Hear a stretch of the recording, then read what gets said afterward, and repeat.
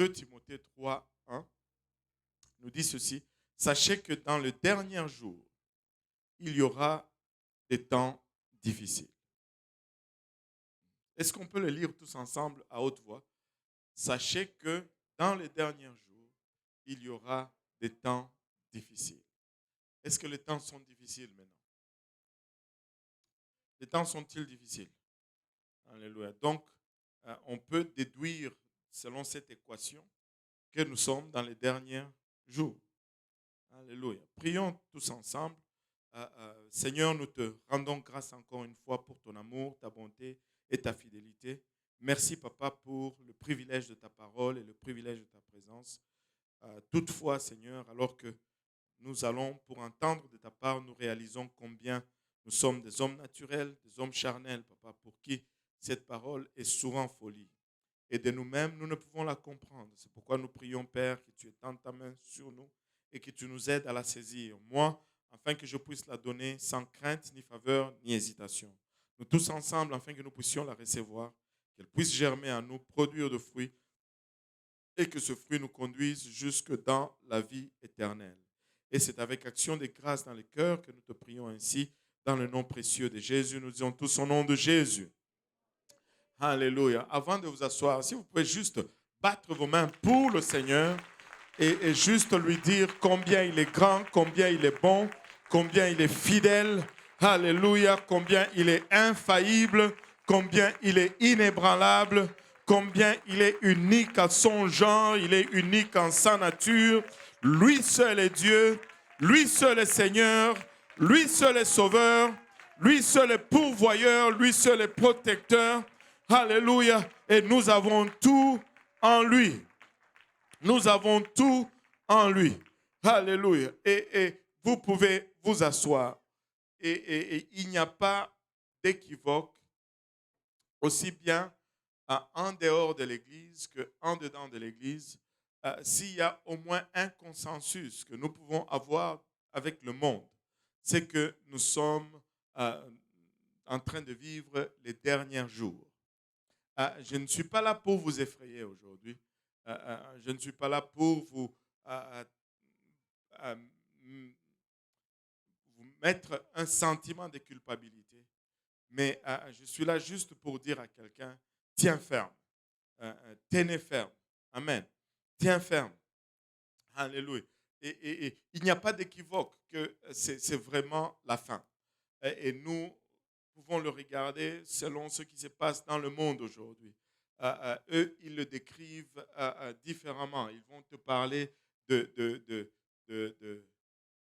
réchauffement climatique. Ils vont te parler de catastrophe. Ils disent qu'il nous reste seulement 12 ans avant que tout ceci ne soit plus. Et que toutes les glaces vont fondre, les mers vont monter, il va commencer à faire très chaud ou très froid, dépendamment de qui parle, et que éventuellement la race humaine va dépérir, la planète va être inhabitable. Et c'est comme ça que le monde le regarde. Mais nous, à l'intérieur de l'Église, nous le voyons comme un problème de péché. Le péché abonde, le péché amène beaucoup de problèmes et la parole de Dieu nous dit qu'il y a un temps où tout ceci va finir. Et le temps où tout ceci va finir va être marqué par des perturbations. Et nous sommes, pour nous dans l'Église, nous observons ces perturbations et nous regardons à la parole de Dieu, nous disons, ah, la fin est proche. Mais pour les gens du monde, ils voient, ils regardent les perturbations et ils regardent et ils disent, oh, ils nous rejoignent au moins sur ce point et ils nous disent que la fin du monde approche. Maintenant, j'ai regardé une vidéo hier et cette vidéo m'a beaucoup bouleversé, m'a beaucoup perturbé et je l'ai regardée tard hier au soir et puis j'ai changé ce que je devais dire aujourd'hui. Certains d'entre vous l'ont sûrement regardé aussi. C'est la vidéo des chrétiens en Afghanistan qu'on attrape.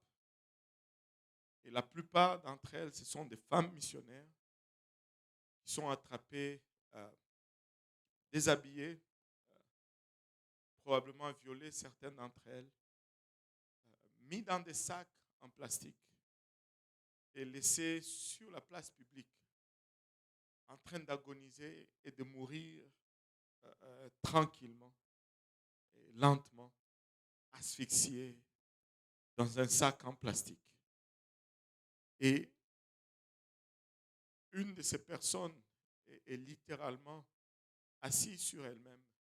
Et tu peux voir ses mains réunies ensemble sur sa tête en train de prier à ces dieux qu'il a appelés pour aller dans ce pays évangéliser.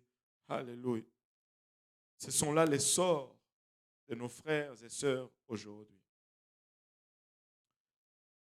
Le verset que nous avons lu nous dit ceci: sachez que dans le dernier jour, il y aura des temps difficiles. Et nous pouvons convenir que des fois, ici entre nous, nous regardons également notre situation. Et nous regardons des choses qui passent autour de nous. Et nous nous disons que les temps sont difficiles. Tout à l'heure, j'ai demandé si le temps était difficile. Nous avons tous dit oui. Mais certainement, nous n'avions pas pensé plutôt à un tel niveau de persécution. Certainement, nous n'avions pas pensé à un tel niveau de difficulté. Mais regardons un peu les caractéristiques de la fin de temps. J'ai remarqué une chose. C'est que comme dans l'Église, nous avons cette notion de la fin de temps. Et il y a des choses qui vont être caractéristiques dans l'Église et qui très souvent, nous regardons ces choses. Nous regardons ces choses et nous nous disons, waouh, c'est ça la fin du monde. Et des fois, nous regardons ces choses comme une persécution et nous nous arrêtons sur ces choses. Mais laissez-moi vous dire,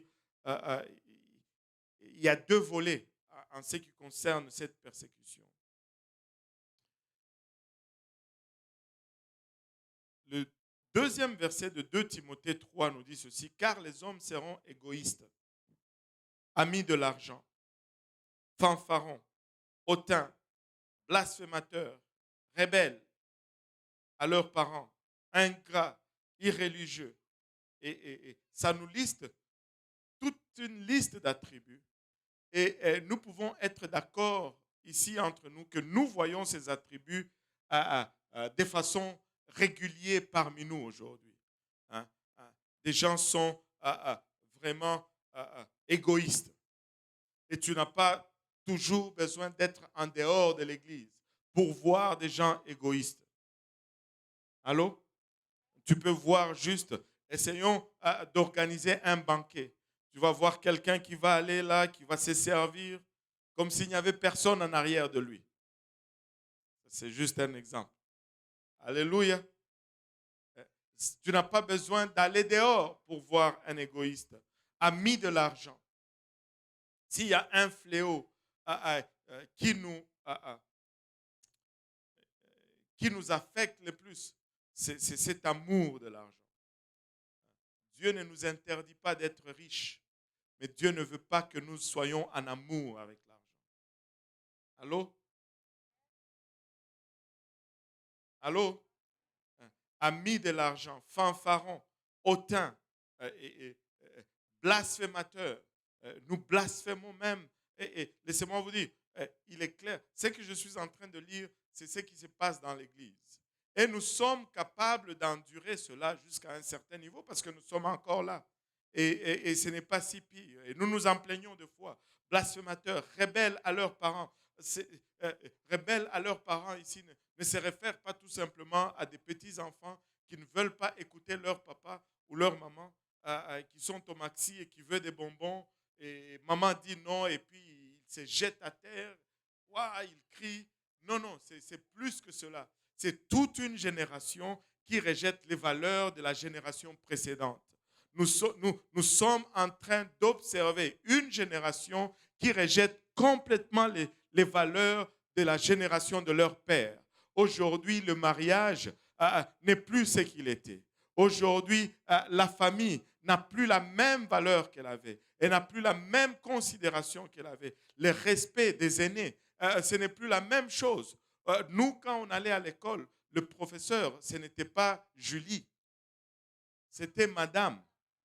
Si tu disais Julie, c'est claque, tu t'es retrouvé avec une bonne claque. Et d'ailleurs, on ne connaissait même pas son nom, en fait. C'était juste monsieur ou madame. Alléluia. Mais aujourd'hui, il y a même des enfants qui appellent leurs parents Pierre. Pierre, aïe, aïe, aïe. Seigneur, aide-nous. Aide-nous, Seigneur. Et toute une génération qui est devenue rebelle à leurs parents. Ingrat. L'ingratitude. L'ingratitude, moi je crois que c'est vraiment une dérivée où ça découle directement de l'égoïsme. Quand tu es égoïste, tu deviens ingrat. Parce que tu penses que tout est fait pour toi. Tout le monde vit pour toi. Et comme tu penses que ça t'est dû, ben, il n'y a pas de reconnaissance. Mais que le Seigneur nous aide. Vous pouvez penser que j'exagère, mais très souvent nous sommes ingrats vis-à-vis du Seigneur. Il a donné de sa vie pour nous. Il a versé de son sang pour nous. Il n'a pas hésité un seul instant à aller à la croix. Mais des fois, nous prenons ce salut comme si cela nous était dû. Il n'y a pas du tout de reconnaissance dans notre façon de vivre ou dans notre façon de nous rapporter à lui. Irréligieux, c'est-à-dire tout ce qui a rapport à la vie chrétienne est combattu même par ceux qui vont à l'église.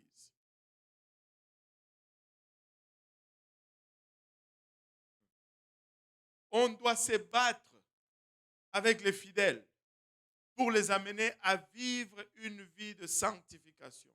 Mais combien d'avantages le monde va nous rejeter? Insensibles, regardez le verset 3, insensibles, déloyaux, calomniateurs, intempérants, pas de patience, cruels, ennemis de gens de bien. Et quand quelqu'un fait le bien, il est l'ennemi numéro 1. Traître, emporté. Et laissez-moi vous rappeler encore ceci. Il est en train de parler de l'Église. Regarde ton voisin, dis-lui, il est en train de parler de l'Église. Ah, c'est grave, c'est triste. Il est en train de parler de l'Église. Traître, emporté, enflé d'orgueil. Waouh! Et regardez celle-ci. Aimant le plaisir plus que Dieu. Ils ne te disent pas qu'ils n'aiment pas Dieu. Ils sont à l'église. Mais seulement le plaisir vient en premier. Quand il y a un chilling, un service, le chilling prend l'avant. Quand il y a la Coupe du Monde et l'église, oublie ça. Le Super Bowl. Alléluia. Le verset 5 nous dit, ayant l'apparence de la piété, mais régnant ce qui en fait la force. Juste en apparence, on semble religieux, mais les principes qui font de toi un chrétien, non, on le renie. Et en l'apparence de la piété, mais régnant ce qui en fait la force. Et Paul, qui est en train de parler à son protégé Timothée ici, lui donne cette admonition ou cette recommandation. Éloigne-toi de ces hommes-là. Éloigne-toi de ces hommes-là. Et si vous lisez le contexte de tout ce qui suit, vous allez réaliser très vite qu'il est en train de parler à des gens qui sont dans l'Église. Il continue en disant, il en est parmi eux qui s'introduisent dans les maisons et qui captivent des femmes d'esprit faible. Et le verset 7, il dit, apprenant toujours et ne pouvant jamais arriver à la connaissance de la vérité. Et ainsi de suite. Et il continue et il nous relate vraiment les choses qui se passent dans l'Église. Et ces choses qui se passent dans l'Église, si tu veux marcher avec droiture, avec intégrité, oui, ça va amener une quelconque forme de persécution. Oui, ça va amener une quelconque forme de malaise. Et quand nous regardons cela, nous chrétiens de l'Occident, nous n'avons presque pas de persécution de l'extérieur. Tout est à l'intérieur. C'est entre nous, frères et sœurs. C'est entre nous et notre manque d'engagement, notre manque de consécration, notre manque d'implication, notre manque de sanctification. Et c'est ce qui crée tous ces problèmes. Et ça génère. Et nous regardons cela, nous disons la vie est difficile. Mais laissez-moi vous dire, ça n'a rien de comparable à ce qui est en train de venir et qui va venir de l'extérieur. Et pour le moment, nous le voyons de loin. Pour le moment, nous pouvons l'observer de loin. Et nous sommes encore là où il y a un semblant de liberté. Mais je suis là pour vous dire, frères et sœurs, si nous allons prêcher cet évangile, c'est maintenant. Si nous allons confesser Jésus-Christ, c'est aujourd'hui. Si nous allons nous engager, c'est maintenant. Si nous allons vivre pour lui, sérieusement vivre pour lui, c'est maintenant. Parce qu'il arrive un jour où les tergiversements ne vont pas suffire. La chrétienté superficielle ne va pas être suffisant pour te garder dans la maison du Seigneur. Aujourd'hui, nous pouvons encore venir librement, mais librement, entre parenthèses, avec des conditions, et nous nous en plaignons. Nous devons porter un masque pour venir à l'église, mais il y en a qui sont dans des sacs parce qu'ils ont cru dans le Seigneur Jésus-Christ. Laissez-moi vous dire, alléluia, s'il y a des gens qui doivent courir à l'église, dès que les portes sont ouvertes, ça doit être nous. S'il y a des gens qui doivent être là à chaque service, ça doit être nous. S'il y a des gens qui doivent vivre pour Dieu, peu importe les menaces, peu importe, alléluia, les conditions qui nous mettent, ça doit être nous. Je n'ai pas peur de venir à l'église et de prier à ces dieux alors que j'en ai l'opportunité, au prix des amendes, au prix, alléluia, du rejet, au risque de tout ce qu'ils nous mettent comme aujourd'hui, on nous fait trembler pour une amende de $1000. Vous savez, en février de ce mois, on était appelé à aller au Congo, encore une fois. Il y avait une opportunité à travailler avec plusieurs églises, des centaines, des milliers de croyants. Et, il y avait au moins une vingtaine d'églises. Et il y en avait au moins 6 qui avaient plus de 700 personnes, 800 personnes. Et là, le gouvernement venait de sortir une loi qui disait que si tu voyages, à ton retour, tu dois payer l'hôtel, $2000 d'hôtel, 3 jours de quarantaine. Et là, tu reçois un coup de fil, allons au Congo pour prêcher. Tu dis, comment est-ce que je vais faire pour aller? Il faut revenir payer $2000. Et je vous dis, j'étais en prière. Je dis, Seigneur, comment est-ce que je vais faire? Je n'ai pas $2000 pour payer l'hôtel. Et il faut payer le billet, il faut payer l'hôtel, il faut payer pour le séjour là-bas. Et le Seigneur m'avait parlé ce jour-là. Il dit, il y en a qui donnent leur vie pour prêcher mon évangile. Et toi, tu ne serais pas capable de payer $2000 pour prêcher mon évangile. Et je me suis levé de mes genoux. Je suis allé faire mes bagages. J'ai dit, je pars. Regardez, nous devons arriver à cette place. Et nous devons arriver à cette place. Ne pensez pas que nous sommes en sécurité. Ça va arriver ici. Les symptômes sont là d'un côté comme de l'autre. Et la Bible est un livre vraiment paradoxal. Elle va nous donner deux ensembles de promesses. C'est cette même Bible qui nous dit que dans les derniers jours, il y aura des temps difficiles. Mais c'est cette même Bible qui nous dit que dans les derniers jours, je verserai de mon esprit sur toute chair. Et nous sommes en train d'observer les deux arriver devant nos yeux. Je ne sais pas, la plupart d'entre vous l'ont constaté ou l'ont remarqué. Il y a quelques semaines ou à peine un mois peut-être, si tu conduisais dans la direction ouest sur la métropolitaine, tu voyais un grand babillard qui était écrit Jésus t'aime. Tu te croirais au Texas, mais c'était à Montréal. Ces derniers jours, tu peux voir quelques autobus qui circulent avec un panneau Jésus t'aime. Quelque chose comme Jésus t'aime, Jésus est mort pour toi. Nous nous en réjouissons. Nous ne savons pas qui a payé pour cela. Nous nous en réjouissons. Nous nous en réjouissons. Pour une quelconque raison, Jésus est prêché. Vous savez, autant cela me réjouit, autant cela m'excite et me rend enthousiasmé, autant cela m'amène à me poser certaines questions. Je me dis, ce n'est pas normal. Ce n'est pas normal. Ça fait 30 ans que j'ai vécu ici à Montréal. Je n'arrive pas à comprendre cela. Il y a un temps où j'avais affaire avec une dame qui habitait à Longueuil, dont le mari était décédé, qui avait fait une pancarte comme ça électronique qu'elle avait mis sur sa maison qui disait « Jésus t'aime ». La ville est venue et l'a fait enlever cette pancarte. Mais qu'est-ce qui se passe aujourd'hui qu'on puisse afficher Jésus t'aime à Montréal? Laissez-moi vous dire, alléluia, peuple de Dieu, c'est en train de nous dire tout haut, alléluia, que la fin est proche. La fin est proche. C'est juste le calme qui précède la tempête. Plus que jamais, l'Église doit être prête.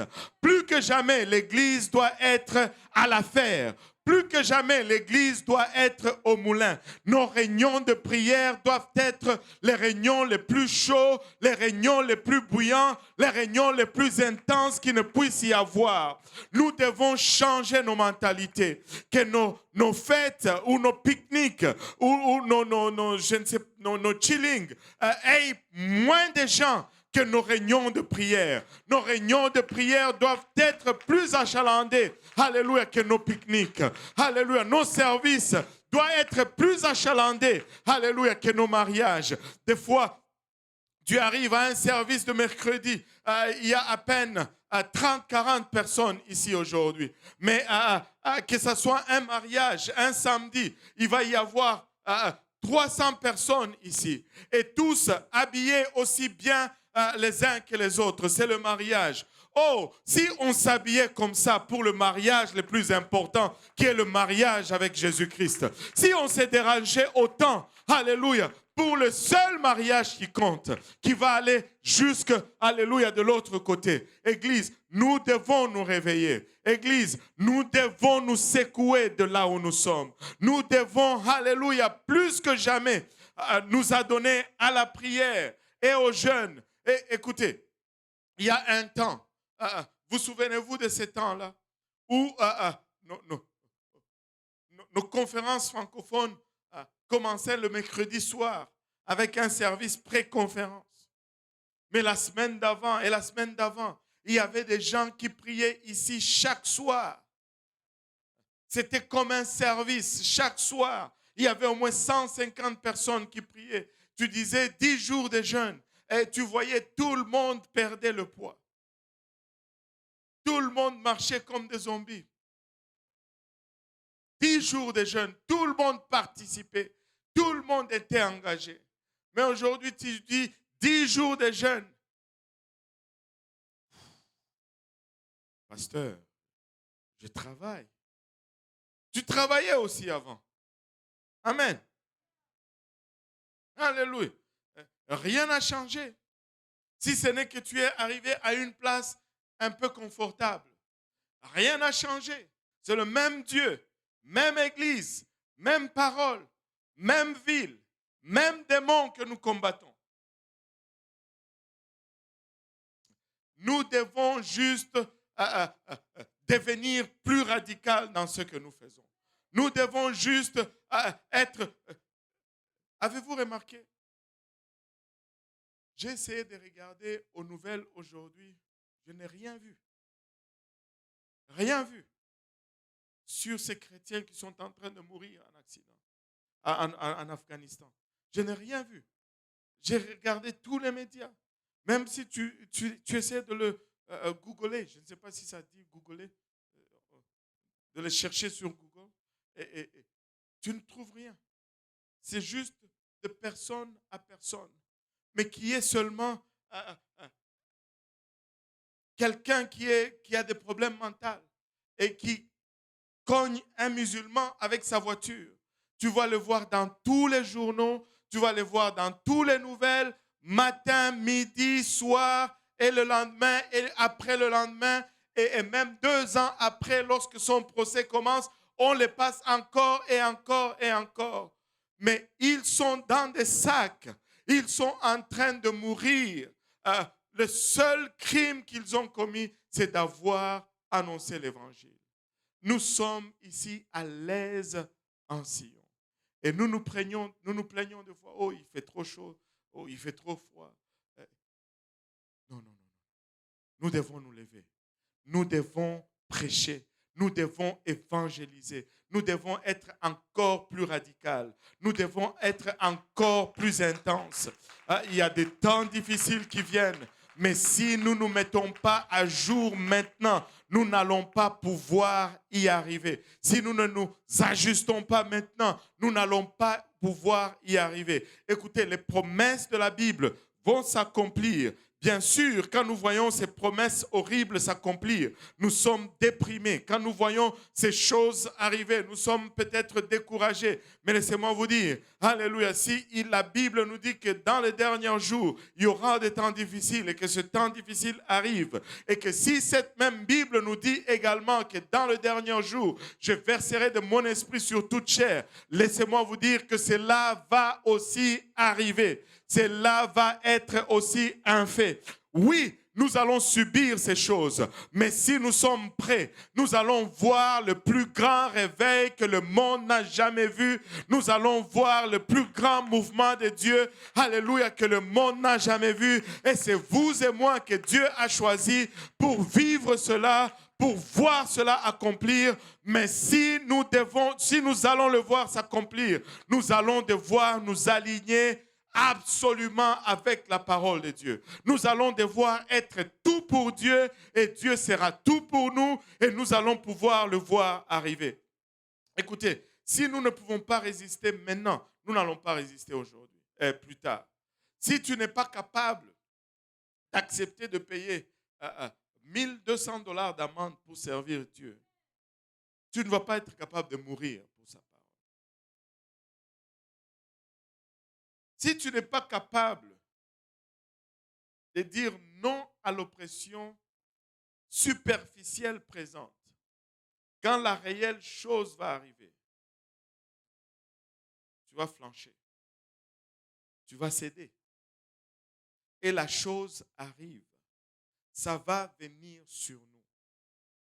Il va arriver un moment où juste vivre pour Dieu, ça va être un défi.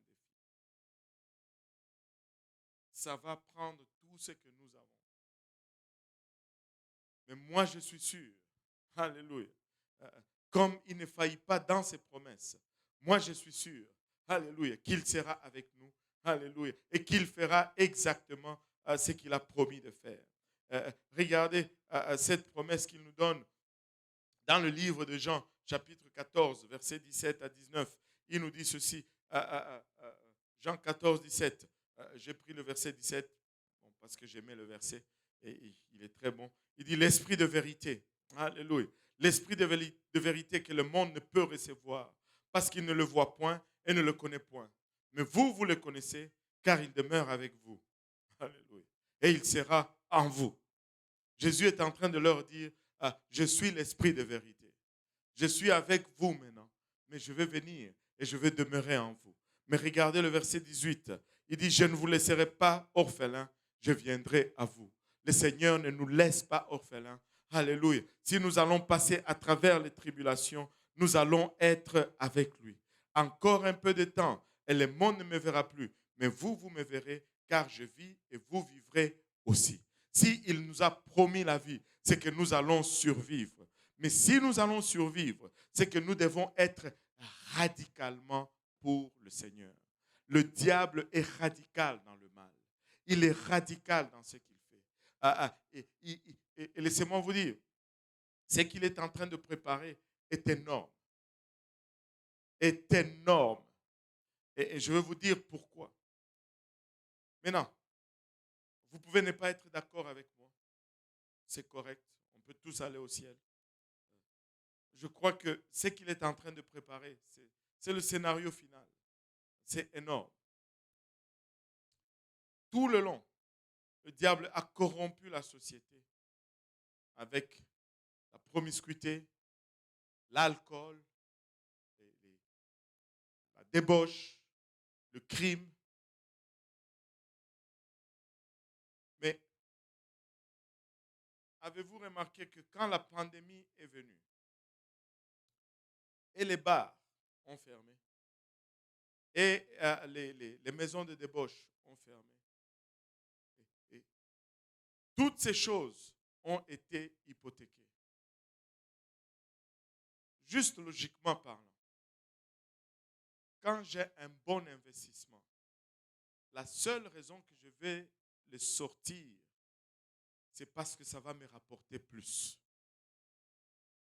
La seule raison qu'il s'est permis de fermer toutes ces choses, c'est parce que ce qu'il est en train de faire va lui rapporter définitivement plus.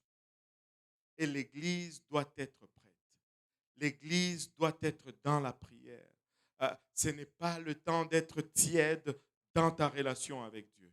Ce n'est pas le temps, alléluia, d'être préoccupé. Ma pelouse n'est pas verte. Et les gris et les jaunes, où il y a des mauvaises herbes. Tu passes des heures et des heures et des heures pour avoir une pelouse meilleure que ton voisin. Tu passes des heures et des heures et des heures pour peinturer, alors que le Seigneur est à la porte. Il est en train de revenir bientôt. Et je ne suis pas en train de dire n'arrose plus ta pelouse. Mais je suis juste en train de dire que nous devons tout simplement remettre les priorités à la bonne place. Je ne suis pas en train de dire délaisse ta maison. Je suis en train de dire tout simplement que Église, nous devons être plus agressifs que nous le sommes. Nous devons être plus engagés que nous le sommes. Nous devons être plus intenses que nous le sommes. Si nous allons voir ce que Dieu nous a promis de voir. Vous savez, quand Bishop Woodward était là, il nous a parlé un peu de la priorité. Il nous a dit ceci. Les anciens, nos anciens, la plupart d'entre eux vivent avec un regret aujourd'hui. Parce qu'ils avaient un ordre de priorité pour leur vie. Et leur priorité était Dieu d'abord, l'Église par la suite, et la famille en troisième. Et parce que ils ont priorisé l'Église, ils ont négligé leur famille. Et la plupart ont perdu leurs enfants. Et beaucoup de leurs enfants ne servent pas le Seigneur parce que au moment où ils devaient servir leur famille, ils ont priorisé l'Église. Il dit maintenant nous observons une autre génération qui est venue et qui a observé cela et qui a dit nous devons changer cela. Et ils ont changé l'ordre de priorité. Et ils disent aujourd'hui c'est l'Église d'abord, la famille par la suite, et puis plutôt Dieu d'abord, la famille par la suite et l'Église en troisième. Et on allait battre de main si on allait voir que cette génération qui font comme ça garde leurs enfants dans l'Église et que leurs enfants grandissent et servent Dieu. Mais malheureusement, nous observons la même chose.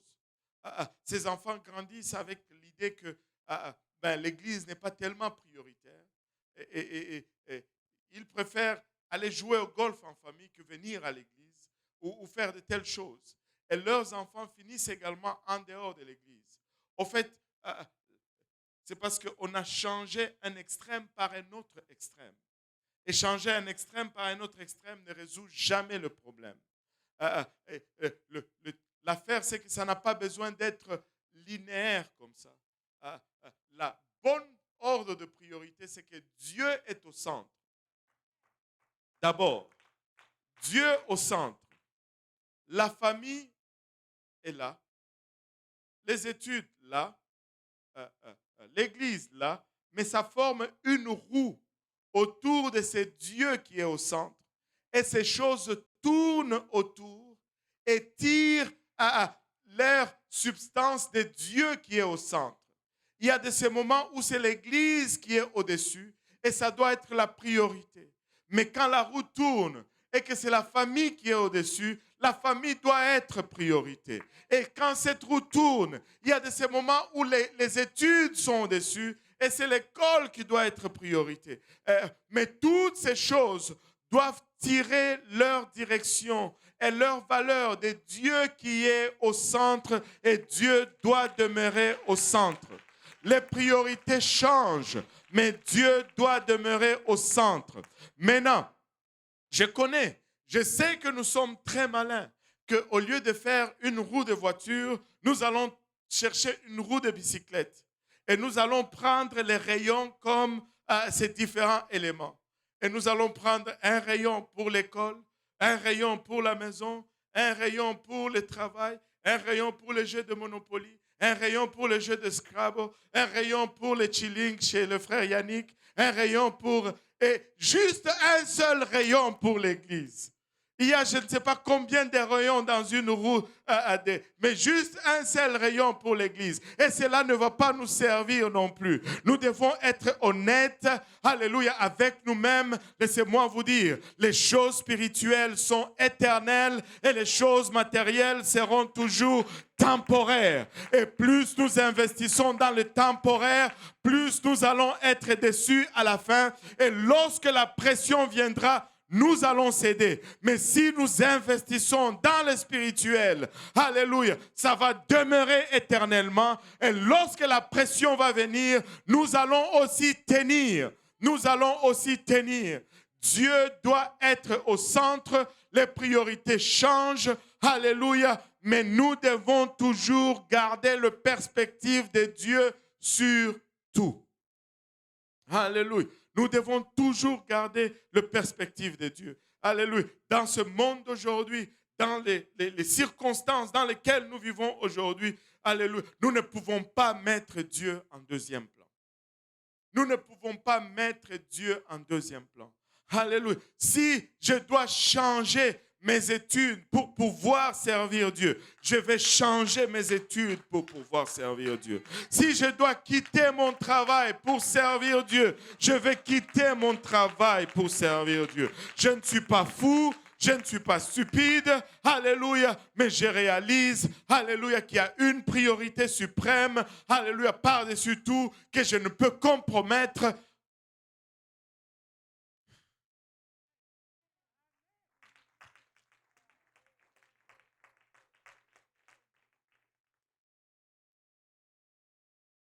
La pression de l'intérieur, nous allons la subir. Et pour longtemps, je pensais que cette pression était la plus difficile. Mais laissez-moi vous dire, c'est parce que nous n'avons pas encore la vraie pression à l'extérieur. Nous n'avons pas encore la vraie pression à l'extérieur. Et cette pression arrive. Ça va venir ici.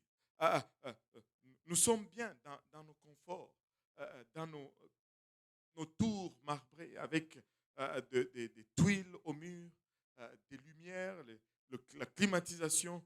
Mais Dieu dit que dans les derniers jours, il y aura des temps difficiles.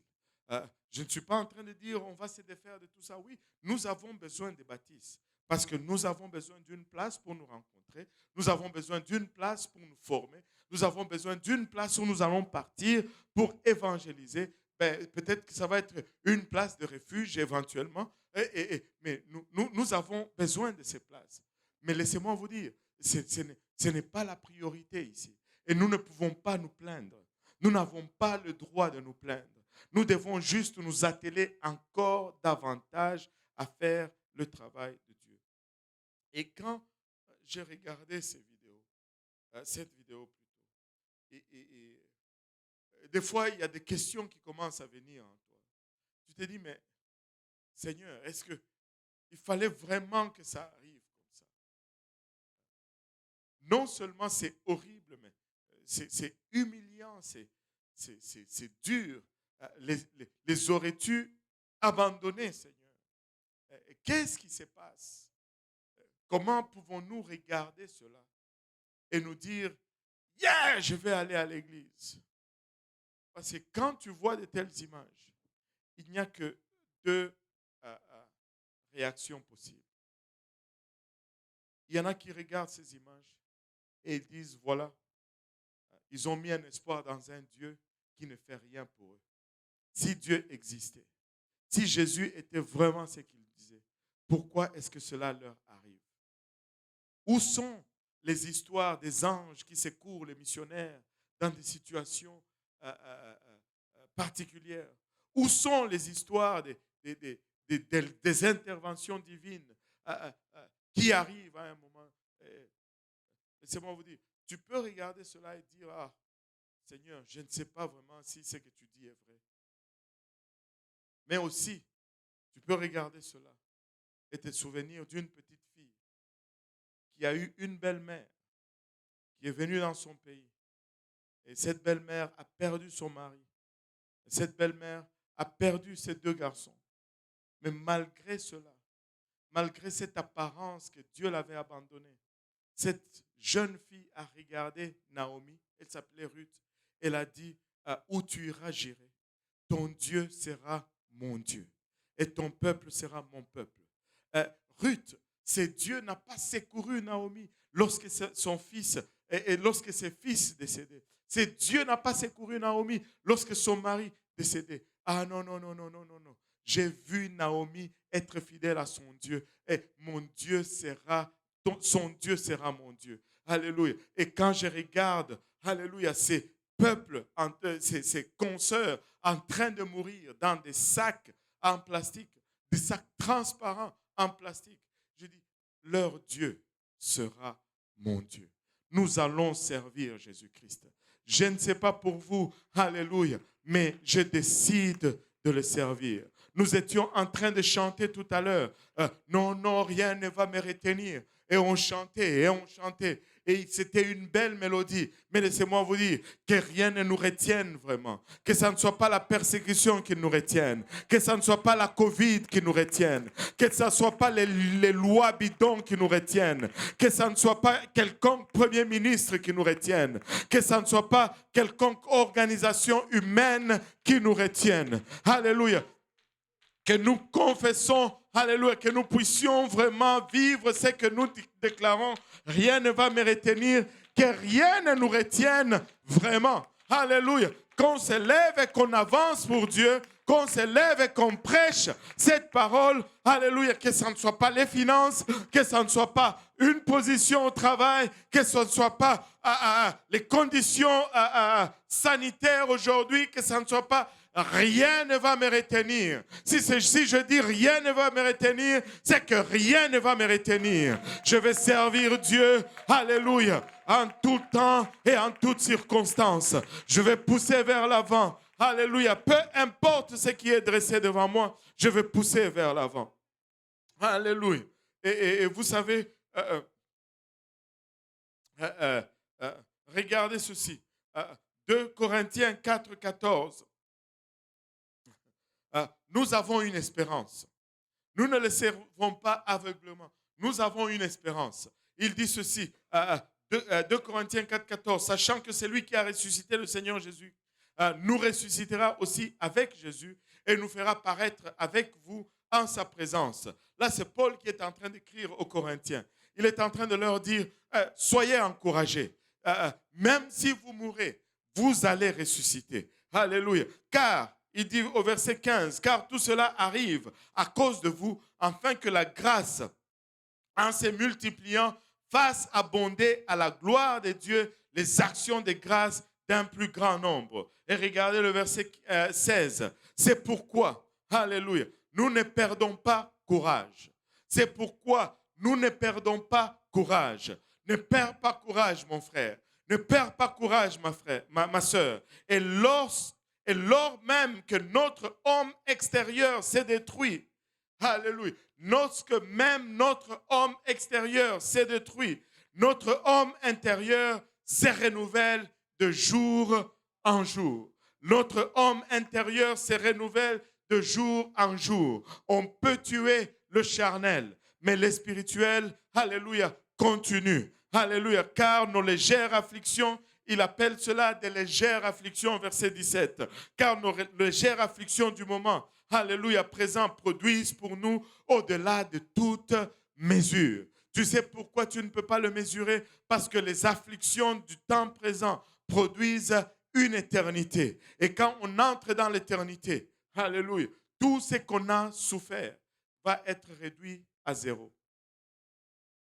Peu importe le prix que tu as payé, ça va être zéro. Et je peux t'en faire une démonstration mathématique. À l'école, on nous a appris ceci. Tout nombre divisé par infini te donne. C'est ça? Il y a des gens qui vont à l'école ici, Déborah, les maths. Moi, je pensais que tu allais crier zéro. Tout nombre divisé par infini donne zéro. C'est ça, non? Oui, zéro. Voilà, ça fait longtemps que j'étais à l'école, mais je m'en souviens celle-là. Et tout nombre divisé par infini nous donne zéro. Et quand nous rentrons dans l'éternité, notre temps est infini. Maintenant, peu importe le nombre de jours que tu aurais souffert ici sur terre, si tu mets ça sur infini, ça te donne, ça en vaut la peine. Ça en vaut la peine. Je me suis toujours imaginé, je sais que l'éternité, ce n'est pas des milliers et des milliers de jours. L'éternité, c'est l'absence de temps. Mais je suis encore coincé dans le temps. Et je vais m'expliquer. Je me suis toujours dit ceci. Peut-être que je souffre pour Dieu. Et même là, soyons honnêtes et sincères. Regarde ton voisin, dis-lui, nous ne souffrons pas encore pour Dieu. Nous ne souffrons pas encore pour Dieu. Il faut arrêter. Alléluia. Mais non, ok. Nos légères inconvéniences, on va appeler ça. Peut-être que nous avons quelques petites difficultés. Mais nous persévérons. Nous rentrons dans l'éternité. Peut-être un an dans l'éternité, nous allons commencer à dire, ah, nous avons souffert sur terre. Hein. Tu te rappelles, dans l'an 2021, on nous avait confinés, c'était grave. On allait à l'église, il fallait porter le masque tout le long. Et là, on va rire de cela, n'est-ce pas? On va peut-être même avoir des images l'un de l'autre. Regarde comment tu avais l'air avec le masque dans le service. Et puis, 10 ans après, peut-être autour d'un chilling au ciel, la conversation va revenir. Oh, tu te rappelles, il y a 10 ans, on était dans le confinement, Covid, 10 ans. Et là, 1000 ans plus tard, tu es dans un autre chilling quelque part. Tu te rappelles la Covid? C'était quoi? C'était Covid. C'était Covid. Covid-29. Non. Le temps sera tellement passé. Souviens-toi, 1 million de temps. 1 million d'années. Tu te rappelles? On était sur la terre. La terre, ça va être tellement loin que ça va zéro. Nos faibles afflictions du moment vont produire toujours, toujours, toujours, toujours au-delà de toute mesure. Vivons pour Dieu. Payons le prix. Tenons-nous fermes, car ses promesses vont se réaliser. Alléluia.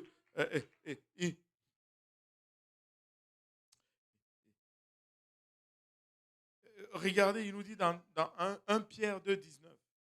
1 Pierre 2, 19, il nous dit, car c'est une grâce de supporter des afflictions par motif de conscience envers Dieu, quand on souffre injustement.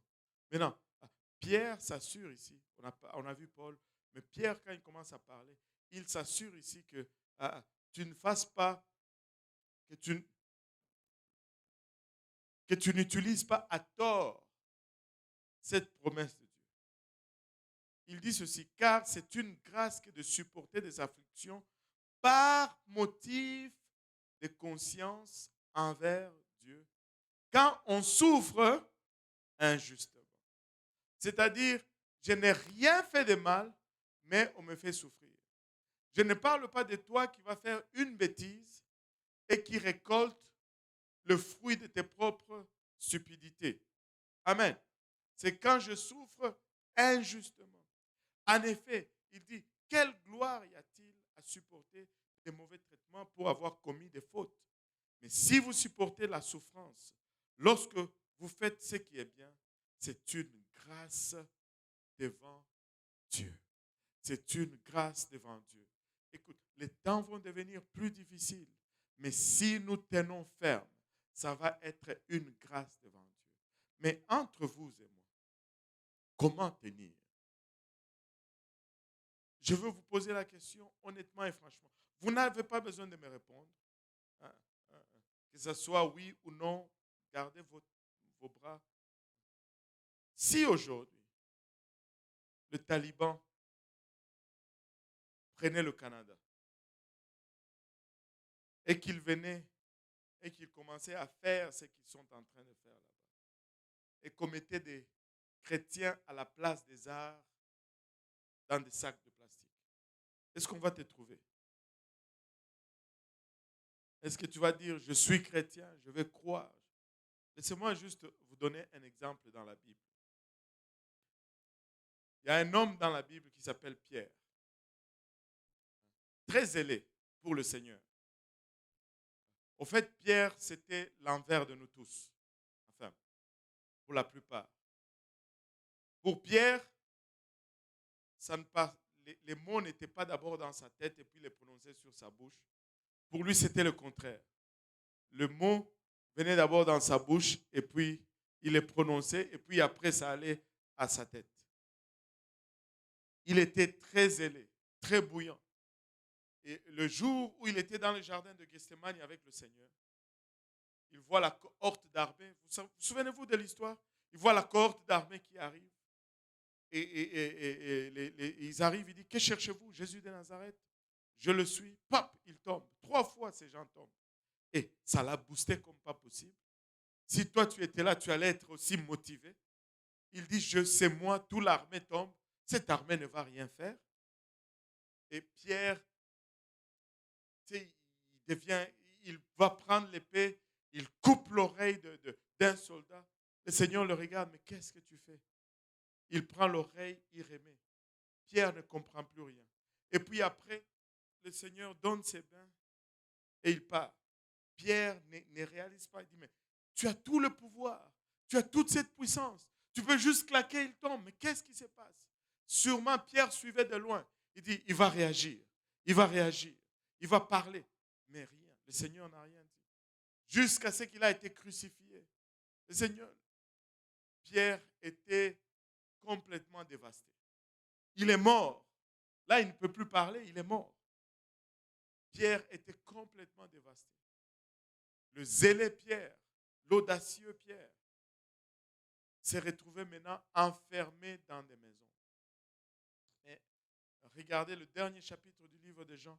La Bible nous dit qu'ils étaient dans une maison fermée, la porte fermée. Si la Bible a précisé que la porte était fermée, la Bible même nous dit que c'était par crainte des Juifs. La peur l'a saisi et il a fermé la porte. Mais c'est le même Pierre, le jour de la Pentecôte, il se lève et il dit, c'est Jésus que vous avez crucifié. Le Seigneur l'a fait maître, sauveur et juge de tout le monde. Et en fait, vous tous, vous devez... Et les gens étaient touchés. Et ils disent, mais qu'allons-nous faire? Et Pierre leur dit, repentez-vous et que chacun de vous soit baptisé. La peur qu'il y avait n'est plus. Mais qu'est-ce qui s'est passé, Pierre? Alléluia. Il y a juste un point tournant dans la vie de Pierre, c'était la Pentecôte. Il y a juste un point tournant dans la vie de Pierre, c'était la réception du Saint-Esprit.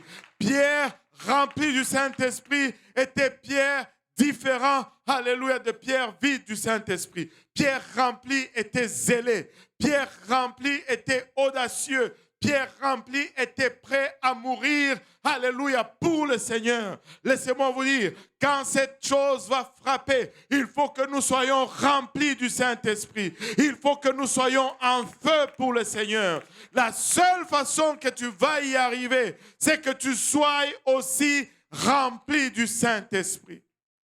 Et tu me dis, mais comment est-ce que je vais être rempli du Saint-Esprit? Pierre nous donne la formule le jour de la Pentecôte. Quand la question lui a été posée, acte 2, 37, donne-moi d'abord acte 2, 37. Après avoir entendu ces discours, ils eurent le cœur vivement touché. Ils dirent à Pierre et aux autres apôtres, hommes, que ferons-nous? Qu'allons-nous faire? Et Pierre se tourne vers eux et il leur dit, repentez-vous. Alléluia, vous devez d'abord vous repentir. Nous devons commencer par la repentance. Nous devons commencer par faire un demi-tour. J'ai marché dans la voie du monde. Alléluia. Je prenais plaisir dans les choses du monde, mais j'arrive à une place où je reconnais que je marche selon la chair et non lui. Je fais mourir ma volonté et je commence à marcher dans une direction différente. Ce que je cherche à faire maintenant, c'est ce qui est agréable à Jésus. Ce qui me rend plaisir maintenant, c'est ce qui rend plaisir à Jésus. Ce qui me réjouit maintenant, c'est ce qui réjouit Jésus. Une repentance. Alléluia. Après la repentance, Pierre leur dit, et que chacun de vous soit baptisé au nom de Jésus-Christ pour le pardon de vos péchés. Et c'est pourquoi nous avons une piscine avec de l'eau ici. Alléluia. Tu dois être baptisé. Le mot baptisé vient du grec baptizo, qui veut dire tremper, plonger ou immerger. Tu dois être baptisé au nom de Jésus-Christ pour le pardon de tes péchés. Et cela vaut son pesant d'or. Je vais vous l'expliquer tout à l'heure. Et par la suite, il dit, et vous recevrez le don du Saint-Esprit. Et le Saint-Esprit, alléluia, quand vous le recevez, il est évidencé par le parler en langue. Et le Saint-Esprit, c'est la puissance de la résurrection. Romains 8 nous dit, si tu as l'Esprit qui a ressuscité Christ en toi, cet Esprit va te ressusciter au dernier jour. L'Esprit, c'est la puissance pour témoigner. L'Esprit, alléluia, c'est l'audacité pour se tenir en face de n'importe quelle épreuve. Nous n'avons pas reçu un esprit de crainte ni de timidité. Nous avons reçu un esprit de zèle et de sagesse par lequel nous crions « Abba, Père ». Alléluia. Mais cet esprit doit être rafraîchi constamment. Nous devons être dans la prière continue. Alléluia. Il revient. Il a promis qu'il revient. Alléluia. Il a promis qu'il revient. La première fois qu'il est venu pour tout le monde. Mais quand il va revenir pour la deuxième fois, il va revenir pour son épouse. Il va revenir pour son épouse. Il va revenir pour ceux qui portent son nom. Et c'est pourquoi tu dois être enseveli en son nom. Parce que si tu es son épouse, tu vas t'appeler Jésus, ton nom de famille.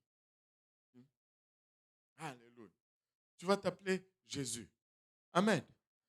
Tu portes le nom de ton épouse et le processus de ton époux plutôt. Et le processus par lequel tu portes le nom de ton époux, c'est le zo du baptême. Alléluia. Et regardez, peuple de Dieu, ça va arriver à nous. Et nous allons être appelés à tenir. Et si nous allons tenir, tout d'abord, c'est parce que ça va être clair pour nous-mêmes et clair pour tout le monde autour de nous. S'ils commencent à chercher des chrétiens, vont-ils vous chercher aussi? Est-ce que c'est évident? Alléluia. Est-ce que votre vie est-il vraiment un témoignage? Que lorsque ils vont commencer à faire les rues et ils arrivent chez ton voisin, le voisin va dire, ah, lui, il est chrétien. Allô? Et il faut que ça soit comme ça. Sinon, on va échouer. D'une façon ou d'une autre. Et sinon, on va échouer. Je vais vous raconter juste 2 anecdotes, le temps, mais wow. Peut-être un seul. Alléluia. C'était à l'époque de la guerre Nord-Sud, la guerre des Confédérés aux États-Unis. Le Nord avançait vers le Sud et le Sud perdait la guerre. Il y avait une ferme. Dans cette ferme, il y a une vieille dame avec une de ses compagnes. Et là, il y avait un bataillon de soldats qui avançait sur la rue de cette ferme vers cette rue. Et les soldats, qu'est-ce qu'ils faisaient souvent? Quand ils trouvaient une ferme, c'était une source d'approvisionnement. Mais la vieille dame qui voit de sa maison ces bandes de soldats venir, Elle rentre dans sa maison. Elle prend sa carabine. Elle va à la fenêtre. Pah! Parce qu'elle était sudiste. Elle ne voulait rien avoir avec les nordistes. Elle tire. Pah! Pah! Et là, sa compagne la regarde et dit, mais ça ne va pas. Tu es malade. Pourquoi tu tires? Il dit, mais ce sont des nordistes. Il dit, mais ne fais pas ça. Nous n'avons même pas assez de munitions. Nous n'avons pas assez de provisions. Et ils sont bien plus nombreux. Nous sommes juste deux femmes. Ils vont venir et ils vont nous écraser. Et la bonne vieille dame se tourne vers sa compagne. Elle dit, ouais, ils vont peut-être venir et ils vont nous écraser. Mais ils vont savoir de quel côté je me tiens. Il n'y aura pas de doute en eux de quel côté je suis. Écoutez, nous devons arriver à cette place où il n'y a point de doute pour qui nous vivons. Il n'y a point de doute pour qui nous nous tenons. Il n'y a point de doute pour qui nous marchons. Alléluia. Nous devons... laissez-moi le redire encore. Je sais que je me suis répété. J'ai une certitude. Ça va arriver à nous. Bientôt, ils vont imposer les passes sanitaires pour venir à l'église. Je parlais de ça avec quelqu'un. Il m'a dit non. Ils ont dit que s'il y a des débordements. J'ai dit, ben, c'est étrange qu'on n'ait pas dit qu'il y aura des débordements chez Maxi. Et pourtant, il y a toujours des débordements. Avez-vous été chez Costco? Personne ne parle de ces débordements-là. Mais s'il y a des débordements à l'église, passeport sanitaire. Alléluia.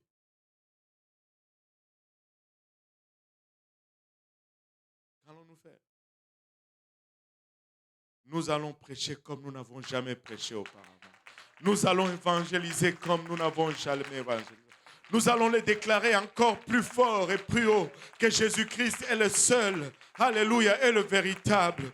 Alléluia. Nous allons, alléluia, le confesser. Nous allons les déclarer. Ma sœur, mon frère, tiens ferme, prends courage, prie, jeûne, lis ta Bible tous les jours. Prépare-toi à être un témoin efficace pour le Seigneur. Prépare-toi, à enseigner, à prêcher, alléluia, à baptiser des gens, alléluia, dans des baignoires, dans les maisons, dans des piscines, dans des cours arrière. Prépare-toi, prêche, enseigne. Tout le monde doit être capable de prêcher cet évangile. Tout le monde doit être capable d'enseigner cet évangile. Parce que probablement arrivera le temps où nous n'allons pas avoir le temps de les amener ici et de leur prêcher pour les baptiser. Nous devons le faire en catimini, dans leur lieu de résidence. Nous allons le faire en arrière des blocs. Alléluia, en arrière des maisons. Mais nous allons prêcher cet évangile. Nous allons confesser cet évangile. Parce que nous avons cette espérance que notre roi revient bientôt. Oui, il y a la promesse de la tribulation, mais il y a la promesse de son retour également. Et nous élevons nos regards, alléluia, et nous attendons son retour impatiemment. Mais en attendant son retour, nous prêchons en attendant son retour. Nous le déclarons en attendant son retour. Nous le confessons en attendant son retour. Nous élevons l'étendard haut et élevé de Jésus-Christ. Est-ce que nous pouvons nous lever tous ensemble? Si vous êtes là et que vous n'êtes pas encore baptisé au nom de Jésus, vous pouvez l'être aujourd'hui.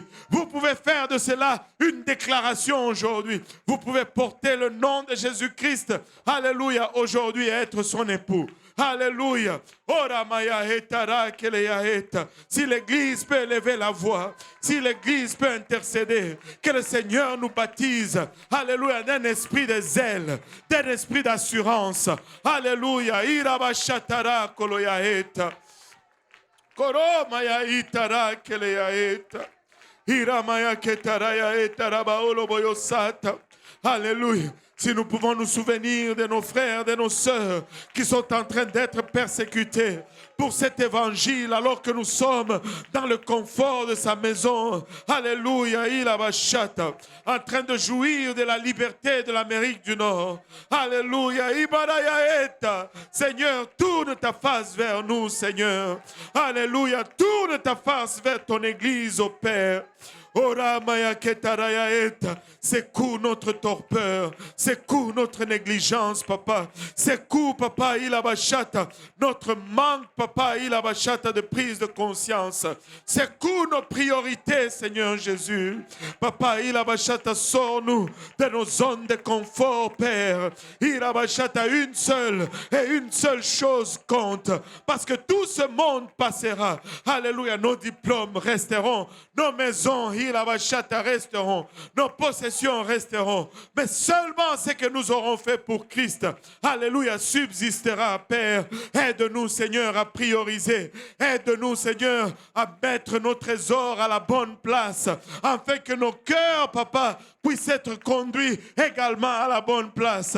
Car là où est notre trésor, là sera aussi nos cœurs, Seigneur. Et nous désirons, Père, Ilabachata, que tes commandements soient dans nos cœurs, que nous puissions te servir avec nos cœurs, que nous puissions te suivre avec nos cœurs. Papa, que nous puissions, Ilabachata, nous consacrer, alléluia, à toi, selon la mesure de ce qui nous attend, Seigneur Jésus. Tu promets dans ta parole, Père, Ilabachata, que cette église de la fin, Seigneur, aura, alléluia, une moisson plus abondante, une double moisson, Seigneur. Oh, papa, et nous sommes conscients que la moisson est proportionnelle à la tribulation. La moisson est proportionnelle, papa, Ilabachata, aux épreuves, Père. Donne-nous également, Seigneur, une double portion de zèle. Donne-nous également, Seigneur, une double portion de confiance et d'assurance. Baptise-nous, Seigneur Jésus-Christ, avec un vrai baptême de confiance et d'assurance en toi. Un vrai baptême de foi, Seigneur. Imanaya etara koloya eta. Ore maya itara baya otara kele maya eta. Ore maya etara koloya itara ba oloboyo sata.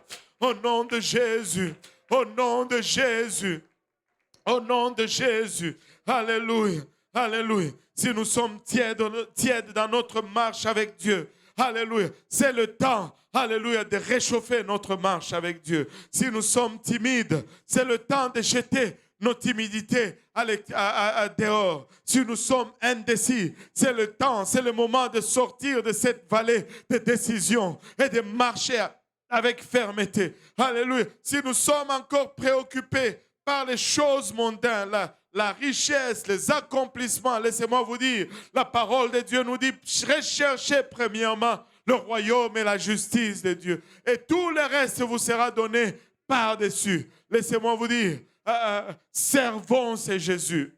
Soyons sérieux avec lui. Adonnons-nous totalement à lui. Si nous allons y arriver, c'est seulement et seulement si nous nous adonnons totalement à lui. Le Seigneur nous aime. Le Seigneur, alléluia, nous aime. Et son désir, c'est que nous passons à travers tout ceci triomphalement. Mais nos afflictions, alléluia, vont produire un gain qu'on ne peut pas mesurer. Nos afflictions vont pouvoir affecter d'autres positivement à venir servir le Seigneur. Persévérons, persévère, tiens-toi ferme, mais prépare-toi. Parce que si tu ne te prépares pas, ça va être dur. Si tu es négligent, les routines superficielles, ça ne va pas y arriver. Servir Dieu de dimanche à dimanche, ça ne va pas le faire. Je dois avoir une vie de prière quotidienne chez moi. Tous les jours, tu dois rentrer dans ton lieu secret et de parler à l'Éternel. Tous les jours, tu dois aller à cette place où tu pries seul et que tu sens sa présence tout seul. Tous les jours, tu ne peux pas vivre tout simplement des bénédictions de la présence que les autres prient. Tu viens à l'église, il y a la présence de Dieu, tu te sens bien et ça te garde jusqu'à l'autre dimanche. Mais que Dieu nous aide, que la tribulation ou toutes ces choses ne nous frappent pas en milieu de semaine. Fais-le. Fais-le tout simplement. Sois encouragé. Fais-le. Fais-le. Mais ça doit être une priorité parce que c'est à la porte. Et ça va venir jusqu'ici. Ça va venir. Et c'est là. C'est à nous d'être prêts pour y faire face. Alléluia. Pouvons-nous élever juste encore une fois nos voix vers le Seigneur. Alléluia, en prière. Si vous êtes là, que vous n'êtes pas encore baptisé au nom de Jésus-Christ, nous avons l'eau, nous avons des vêtements de rechange, des essuie-mains, des séchoirs. Ça ne prend que votre obéissance. Mais tu dois revêtir le nom de Jésus-Christ. Sans le nom de Jésus-Christ, tu ne vas pas y arriver. Tu dois être rempli de son esprit. Si tu es là et que tu n'es pas encore rempli du Saint-Esprit, alléluia, et que tu le désires, tu lèves les mains. On va prier avec toi et tu vas recevoir le don du Saint-Esprit avec l'évidence de parler en langue. Alléluia. Et c'est ça l'esprit des ailes qui va nous permettre de tenir. Si toutefois nous alimentons cet esprit en nous. Alléluia. Prions tous ensemble. Si l'Église peut être vraiment l'Église, si l'Église peut lever la voix juste pour un moment, oubliez la personne à côté de vous, mais juste toucher le trône de Dieu juste pour un instant, de la part de nos frères qui donnent de leur vie aujourd'hui, mais de la part de nous également, afin que Dieu nous prépare, si cela arrivait éventuellement ici, que nous soyons prêts à nous tenir. Kitoromaya hitara koloya hita. Uro katamanaya hitara baolo boyosa. Aremaya kitara ya utara baolo boyosa. Aramaya kitara ya utara baolo boyosa. Kiromaya hitara baolo boyosa tara keleya hita. Ikatara ya hitara koloya hita manahut. Mindoro kitaramaya etara koloya eta. Papa, nous te rendons grâce, Seigneur. Papa, il a bachata, nous prions et plaidons avec toi, Seigneur Jésus.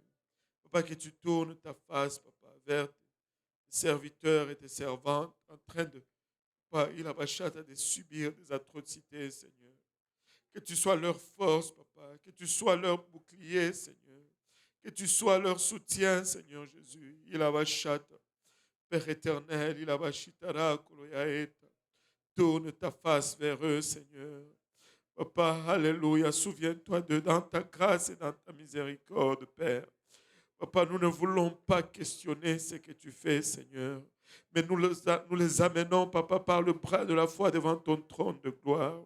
Papa, d'une quelconque façon, Seigneur Jésus-Christ, que ton bras, Papa, soit manifeste, Papa. D'une quelconque façon, Seigneur, que ton bras soit puissant, Seigneur Jésus-Christ.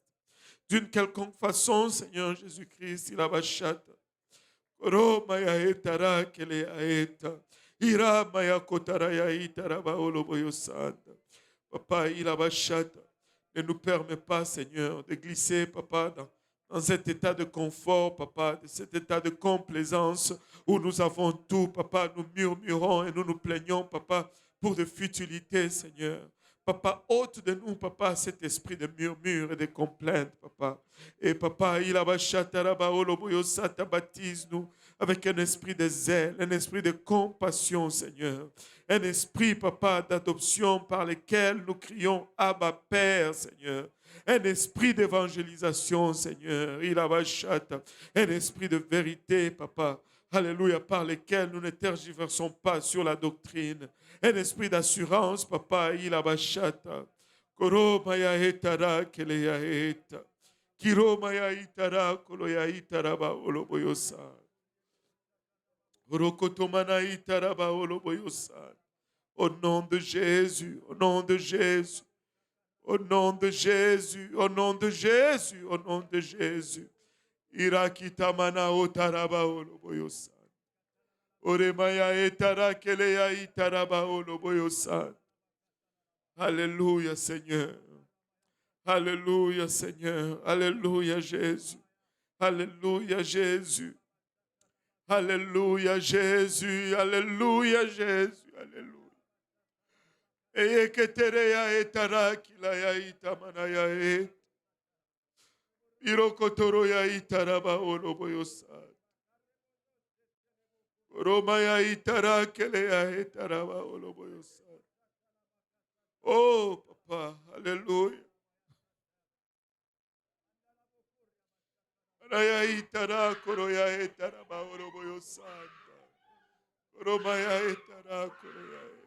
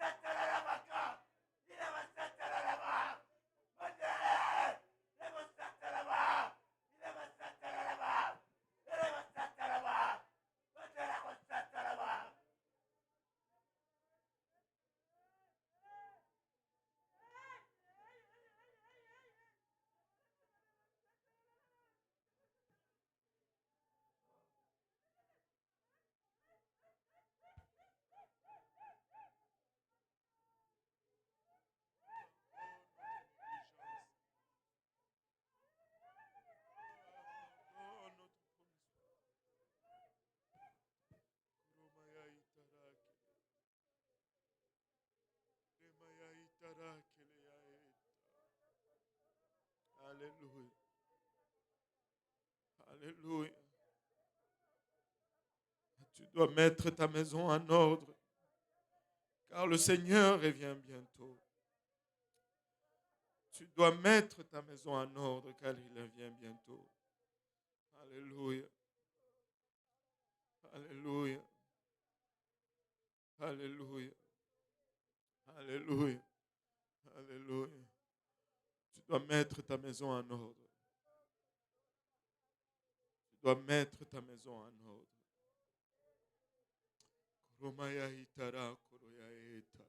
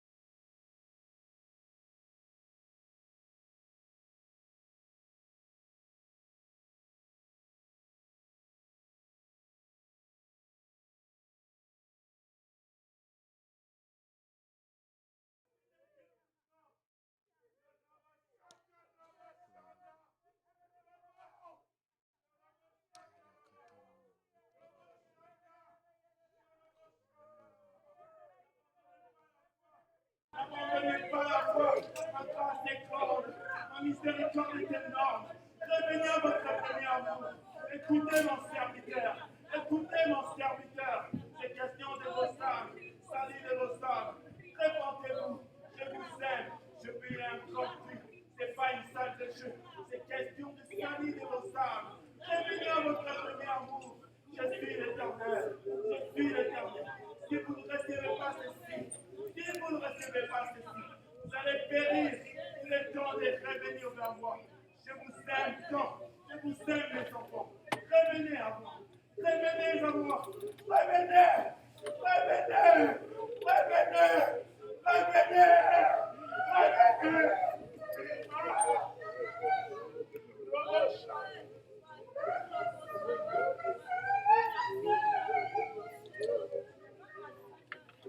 Deux Timothée 3, 14 dit ceci. Toi, demeure dans les choses que tu as apprises et reconnues certaines, sachant de qui tu les as appris. Dès ton enfance, tu connais les saintes lettres qui peuvent te rendre sage à salut par la foi en Jésus-Christ.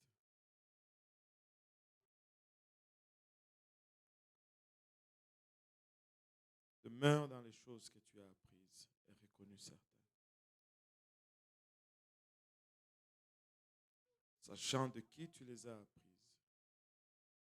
Et de ton enfance, tu connais les saintes lettres qui peuvent te rendre sage à salut par la foi en Jésus-Christ. Tenons ferme, frères et sœurs, et que rien ne nous retienne.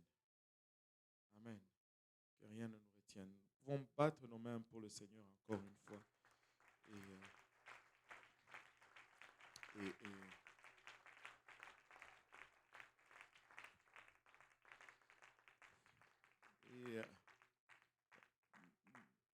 Nous allons céder le sanctuaire au service espagnol.